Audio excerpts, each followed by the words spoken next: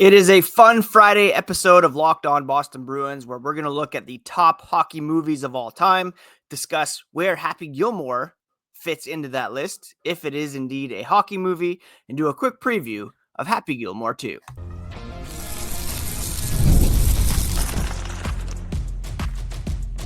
You're Locked On Bruins, your daily podcast on the Boston Bruins, part of the Locked On Podcast Network, your team every day.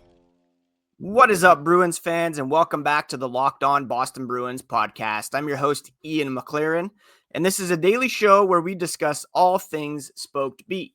Today is Friday, July 25th. Thank you so much for making Locked On Boston Bruins your first listen every day. It's part of the Locked On Podcast Network, your team every day. And today's episode is brought to you by Monarch Money. Take control of your finances with Monarch Money. Use code LOCKEDONNHL at monarchmoney.com for 50% off your first year. Today on the podcast, we are going to do a fun Friday episode looking at the top 15 hockey movies of all time in honor of the release of Happy Gilmore 2. Now, like is Die Hard a Christmas movie? There's a raging debate, not really, but for the purposes of today's show, there is whether or not Happy Gilmore is a hockey movie, where it might fit on this list. And we're also going to do a quick preview of Happy Gilmore 2, which has dropped on Netflix. I have not watched it yet, but I'm very excited to check it out, despite some middling reviews, let's say. Before we get into all that, a quick reminder, you can find the podcast on social media at Locked NHL Bruins, and you can find me, my hockey thoughts, dad jokes at Ian C. McLaren, Blue Sky, X, Instagram, Threads, even TikTok, and of course, subscribe on your favorite podcast app and on YouTube if you have not already. I am a lifelong Boston Bruins fan, and I've been covering this team and the NHL for various outlets for 20 years now. All right, let's kick things off with the bottom half of the top 15 hockey movies of all time. And this is according to the Rotten Tomato meter. Now, that's a subjective list, of course. Some of these movies in the bottom of the list, especially for me, should have higher standing based on nostalgia, impact of these movies at the time. And that's especially true because 15, 14, and 13 are all Mighty Ducks movies. For me, these are top tier hockey movies. 27% for the first Mighty Ducks movie, 20% for each of the other two. Mighty Ducks 1, of course, is the one that started it all. After a DUI arrest, hotshot lawyer Gordon Bombay is sentenced to community service, ends up coaching a ragtag youth hockey team in Minneapolis. Let's be honest, what follows is a classic underdog story filled with training montages, passing eggs, heartwarming moments, the debut of the Flying V, the Triple Deke, spawned a franchise, inspired a real NHL team, and taught us that ducks fly together. For me, Mighty Ducks is one of the top hockey movies of all time, despite all of its flaws. And I did talk about it in depth back in the COVID era of the podcast when lockdown, I went through a bunch of these movies. So go check them out, those past episodes. D2, I probably would put second. It was panned 20%, but might be the most fun, quotable, marketable movie in the trilogy. Coach Bombay leads Team USA in the Junior Goodwill Games, facing off against the villainous Team Iceland with Coach Wolf, the dentist, Stanson as an unforgettable villain. We got new characters, Kenan Thompson in the mix, flashy uniforms, knuckle puck, peak 90s Disney sports cinema, cheesy, exaggerated, endlessly nostalgic, that lengthy rollerblade scene to kick things off, just wild stuff. Then they tried to kind of do a more not serious end to the trilogy, but original team brought back the magic fading a little bit, though. The Ducks earn scholarships to an elite prep school, Eden Hall Academy, where they clash with old school coach, snotty classmates, and even each other. Tone's a bit darker. The laughs are fewer. Coach Bombay takes a bit of a backseat, but it kind of wraps up the trilogy, shows the kids trying to find their identity as they grow up. So, those are the bottom three according to the tomato meter. And I would argue that at least Mighty Ducks 1 should be up. Again, I get they're not the highest quality movies, but still deserve a bit more love. As does number 12 on the list, which I remember really liking. I haven't seen it in a long time, but maybe it doesn't hold up. But Mystery Alaska, I remember really enjoying when it came out. 1999, small town hockey drama starring Russell Crowe as the leader of the team. A local team, fictional town of Mystery, Alaska. When a national magazine story goes viral, this is pre-social media, obviously. When was the last time a magazine story went viral without it being online? The New York Rangers challenged to a game against the town's best players. It's a story about small town pride, community politics, more so than nonstop hockey action. But when the game does arrive, it's an emotional payoff. It's pretty underrated and quietly charming in my estimation. The tomato meter has number 11, Goon, Last of the Enforcers. This is a sequel to the first Goon movie that we'll talk about later in the podcast.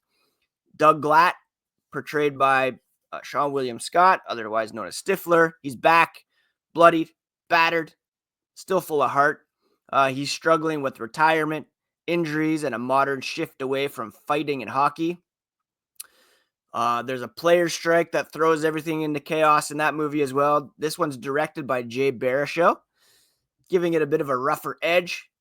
Baruchel, you might know from, Knocked Up. He's runs in those circles with like Seth Rogen and Jonah Hill. Delivers some brutal fights, locker room humor, solid send-off for one of hockey's most lovable enforcers. Kind of lacks the emotional punch of the original. The original, one of my favorite hockey movies for sure. At number 10, Youngblood. 1986 hockey movie, got 44%. I should mention Goon 2 got 43%. Rob Lowe plays Dean Youngblood, a talented teen trying to make it in Canadian junior hockey. He's got speed, skills, no toughness though, until Patrick Swayze from Dirty Dancing and some brutal on-ice beatdowns teach him to fight for himself. Full of 80s flair, locker room drama, some grainy rink lighting. It's a cult classic that mixes romance, revenge, face-offs in equal measure. You can see how some of these movies really play up on the fighting aspect to draw out the entertaining aspects of hockey. For me, that doesn't really do it necessarily, although I did really love Goon. At number 9, The Rocket. A beautifully shot biopic follows the life of Maurice Rocket Richard, legendary Canadian sniper who became a cultural icon in Quebec. This one's more than just a hockey movie. It's a story about class struggle, identity, national pride. The film does a great job of recreating 1940s, 50s Montreal, includes real footage and narration. Roy Dupuis gives a quiet but powerful performance in this one, and it stands as one of the most important hockey stories ever put to screen. So that's 15 through number 9. We'll do the top 8 movies and then discuss Happy Gilmore, where it might fit on the list if you consider it a hockey movie, as well as do a quick preview of Happy Gilmore 2 as the podcast continues. Question for you all here on this Friday. Do you ever wish that managing your money felt a bit easier? With Monarch Money, it can. Whether you're growing your savings or planning a big purchase, Monarch puts you in the driver's seat. It's like having your own personal CFO, giving you full visibility and control over your finances. Monarch Money is more than a budgeting app. It's a complete financial command center. You can track all your accounts, investments, and spending in one place. So in addition to managing your money, you are also building wealth. We looked at our finances recently and saw how much we were spending on streaming services, on fast food, and it shocked us. We took control of our finances with Monarch Money. You can as well by using code LOCKEDONNHL at monarchmoney.com. You can get 50% off your first year. That's monarchmoney.com, code LOCKEDONNHL for half off your first year.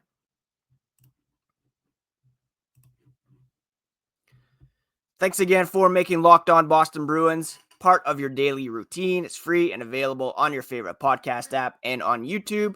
Part of the Locked On Podcast Network, your team every day. Keeping it light on this fun Friday. Programming note, I will be off Monday, Tuesday, Wednesday, Thursday next week. We're going up to a trailer near Lake Huron up here in Ontario. Excited for that. We'll be back on August 1st with fairly regular episodes as we ramp up towards training camp. Crazy that that's 7 weeks away. Didn't want to touch on the Hockey Canada verdict today. I don't think it really applies to today's podcast. Only to the Bruins if they decide to pursue one of these players if they're reinstated, which I don't think they will. I hope that they won't. And hopefully that's not for a while, if indeed those guys ever are reinstated. Let's continue our look at the top hockey movies of all time. This is according to the Tomato Meter. And at number 8, a little-known movie called Indian Horse. Now, this is based on a novel by Richard Wagamese. And this is a fantastic book, by the way. Tells the harrowing story of Saul Indian Horse, a First Nations boy taken from his family, placed in a residential school, and he finds solace and escape through hockey, eventually rising through the ranks of the junior leagues. Of course, racism, trauma never leave his side, and it's a powerful film about survival, resilience, and the healing potential of sport, offering one of the most emotionally grounded portrayals of hockey ever made. And residential schools, of course, a big deal up here in Canada. And this movie certainly captures that well, the emotion of that, the reckoning that we still have to do up here about that. And definitely recommend the book and the movie on this one. Related to that, and I think I've talked about this on the podcast before, Call Me Indian, from the trauma of residential schools to becoming the NHL's first treaty Indigenous player by Fred Sasakamoose. Highly recommended book. I really recommend you check that out. Slapshot comes in at number 7. 87% on the Tomato Meter, kind of a gold standard for hockey comedies. Paul Newman stars as Reggie Dunlop, player, coach, trying to save his floundering minor league team by embracing violence, chaos. Enter the Hanson brothers, who turn every game into a bench-clearing brawl. Kind of rude, hilarious, brutally honest about the business side of low-level pro hockey. Still holds up as a biting satire, beloved cult classic. I think it was a bit before my time. I didn't quite jump on it as a hockey movie that you had to watch, but still obviously very important in pop culture and a lot of people's first references for hockey movies. A couple documentaries in the top 5 or 6, Hockeyland being one of them. 2021, 83% on Rotten Tomatoes, dives into the world of high school hockey in northern Minnesota, where the rink is everything. Pressure to succeed weighs heavy on teenage shoulders. Follows 2 rival programs and their star players through what could be their final season on the ice. Beautifully shot, emotionally raw, captures the quiet desperation, glory, and brotherhood that define small-town hockey in America. Another documentary, Ice Guardians from 2016, comes in at number 5. Explores the role of the enforcer in hockey. Interviews with former NHL tough guys, psychologists, fans. Film examines the psychological toll purpose and legacy of those whose job it was to protect teammates with their fists. Unlike many hockey films, it's not just about scoring goals. It's about identity, sacrifice, and the human beings behind the bruises. A couple other documentaries before we get to the top 2 hockey movies, like Hollywood kind of movies. There's The Russian Five, which is told like a Cold War thriller, recounts how the Red Wings smuggled Soviet players out of Russia in the 1990s to build one of the most dominant teams in NHL history. It's about defying borders, innovating the sport, chasing a Stanley Cup dream. Interviews with Sergei Fedorov, Scotty Bowman. The film celebrates a golden era of hockey while acknowledging the risks these players took to make it happen. Similarly, Red Army is a stunning documentary that centers on the rise and fall of the Soviet Union's hockey dominance, focuses on the Russian Five and their journey from state-controlled athletes to NHL stars. And this doc brilliantly weaves politics, history, sport, uses interviews and rare footage to highlight the tension between authoritarianism and artistic expression through the lens of hockey. That brings us to our final 2 movies. Both have 81% on Rotten Tomatoes, and it's a tough call for me. I loved Miracle. Don't get me wrong. You know the story. It gives us chills, even as a Canadian hockey fan. It's about the 1980 U.S. Olympic hockey team. They defeat the unbeatable Soviet Union. Kurt Russell's performance as Coach Herb Brooks anchors this classic, especially during the Herb conditioning and again scene. On-ice action is realistic, well choreographed, and the final 10 minutes are as good as sports cinema gets. I'd also put Goon up there, though, the first Goon movie. A lovable bouncer turned enforcer, Doug Glatt, finds a place in the hockey world because he can throw fists, even if he can't skate. Similar to the Happy Gilmore premise, but he actually ends up playing hockey instead of turning to golf. It's hilarious, rude at times, but unexpectedly full of heart. A modern underdog story that honors the blue-collar soul of hockey while poking fun at its violent excesses. And Liev Schreiber as aging enforcer Ross Ray adds depth to an already standout film. Those two, you put them up against each other, as good as it gets, in my opinion, when it comes to hockey movies. Now, I have to include a couple other hockey-related, not movies, but shows.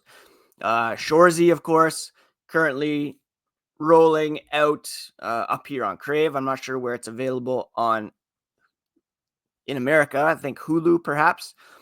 Chris Ryan of the Watch podcast from The Ringer. He's all about the show. I've watched 1+ season. Got to finish it, but such a great depiction of minor pro hockey up here in Canada from Jerry Kiso, who brought you Letterkenny. And then Beartown, the books.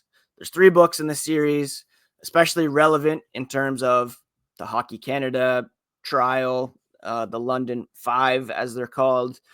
The whole trilogy is unbelievable. There is a show, first season on HBO, filmed in Sweden, where the book takes place. So the subtitles and all that, but I cannot recommend those books and that show highly enough. I do hope they do an English adaptation. Those books are ripe for like a Friday Night Lights-esque hockey presentation. So do check those books out if you haven't already. And the show as well, Shoresy, a bit of a lighter look at hockey, which I really enjoy as well. Which brings us to Happy Gilmore. Is it a hockey movie? Where would it fit on this list? Let's do a quick preview of Happy Gilmore 2 as the podcast continues. It's time to ask, is Happy Gilmore a hockey movie? You could make the argument, and here's why. The movie opens with a failed hockey tryout. Happy Gilmore is a hockey player. The very core of his being, he is a hockey player who is cut from his team because he does not have the skills to be a hockey player. He's known more for his outlandish behavior on and off the ice and for, using his skate to attack other players. He wears a Boston Bruins jersey throughout the movie. He has a putter that is a glorified hockey stick. He swings like he's trying to take a slap shot. His whole mentality, rage, toughness, and heart is pure hockey. It's not so much about how much hockey is in the movie, but how much hockey is in the character of Happy Gilmore. He has an all-out brawl with Bob Barker from The Price is Right. He's fighting fans, slashing fairways, screaming at his caddy. Happy brings a hockey enforcer's spirit to every swing. There's more putting than puck handling. There is some skating with the scene with, Victoria. And it does have a ton of heart. If it were to be a hockey movie, it has a tomato rating of 63%. So it would rank number 9 overall as a hockey movie. Better than the Mighty Ducks movies. I'm putting it in the category of full-on hockey movie. I loved it as a teen. I watched it alongside, I'll be honest, Billy Madison was my more preferred of the first couple Adam Sandler movies. I knew Happy Gilmore by heart. But Happy Gilmore, did I say Happy Gilmore? I knew Billy Madison by heart. Happy Gilmore, still a solid second. Watched it over and over. Loved seeing the Bruins jersey featured by my favorite comedian. And I'm putting it as a full-on hockey movie. He's a hockey player. It's about golf. He's playing golf, but his equipment is hockey reminiscent. He wears the jersey. He's out there as a hockey player playing golf. Now, that brings us to Happy Gilmore 2. I haven't watched it yet.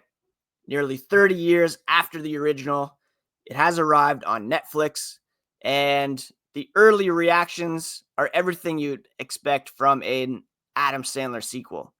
Loud, loaded with nostalgia, funny, but perhaps not, critically beloved.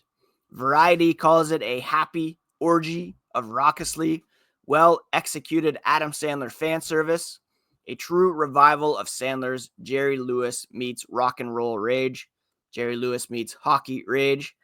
They praised it for embracing its roots, calling it a sequel that feels like it could have been made yesterday with the same chaotic slapstick spirit that made the original so beloved. The Hollywood Reporter has a bit of a different take, calling it terrible, and fans will love it. They call it nonstop nostalgia, packed with familiar faces, callbacks, crowd-pleasing cameos. Critics may be rolling their eyes, but the fan base, they're going to be all in. And I'm among those. My 2 oldest boys, at least, have watched the first Happy Gilmore movie, and we are likely going to save it for when we're at this trailer next week, and looking forward to watching it together as a family. What better way to spend your holiday at a trailer than by watching Happy Gilmore 2? Now, ESPN, they put up a review as well, going for more of a sports angle. And their take was that, let me just bring it up here. They focus kind of on the golf. There are some cameos from golfers as well. They say the film's legacy is what made a sequel feel like the right move nearly 3 decades later. Original film grossed over $38 million with a budget of $12 million. Its true value is measured by how it resonates with audiences across generations. Julie Bowen can't process what the film has evolved into. She says it's dad-proof, kid-proof, emphasizing the cultural importance. It's mind-blowing what kind of legacy it has. The sequel pays tribute to the multi-generational appeal while honoring what came before. And, Shooter McGavin, he campaigned for this, resulted in an incredible experience for the 70-year-old actor. He was so glad to be a part of it, and they're looking to have another massive hit on their hands. I wouldn't be surprised if it rises to the top of Netflix's streaming as soon as this weekend. What we know without spoilers brings back family, familiar faces, classic energy, plays heavily on the 90s comedy nostalgia. Adam Sandler embracing the same loud, lovable chaos that defined the original. The debate between critics and audiences is alive now as it was in 1996. I would expect the audience meter to be much higher than the tomato meter. The reality is, if you love Happy Gilmore, you'll get a kick out of the sequel. If you didn't, it wasn't made for you anyways. And we get another look at those beautiful Bruins jerseys, although not the full replica of the new ones because it still has Meth Bear on the shoulders. Happy Gilmore, you could say it's a golf movie with a hockey soul. I'm going to say it's a hockey movie with a pivot to golf. Now, 30 years later, it's come full circle. Fresh sequel, reigniting fan love, critical debate. Time to officially retire the question of whether Happy Gilmore is a hockey movie. It is, and it's one of the top 10 of all time. Special significance for Bruins fans this year because it will always be tied with James Higgins, as Adam Sandler introduced him as the 7th overall pick. He was at the premiere. Higgins was is a fan of Adam Sandler. Sandler paying tribute to the Bruins, being a good New England guy. And it just all brings it together. All right, that's it for today's episode of Locked On Boston Bruins, my friends. Thank you so much for going on this cinematic journey with me. I hope you all are taking care of yourselves, taking care of each other. Check out the Locked On NHL podcast as your second listen, all part of the Locked On Podcast Network, your favorite team every single day. We'll talk to you again here likely in 1 week's time. Have a great week and hit me up on social on the YouTube channel for something that I've missed so far this offseason that you'd like me to discuss on a future episode of Locked On Boston Bruins, part of the Locked On Podcast Network, your favorite team every day.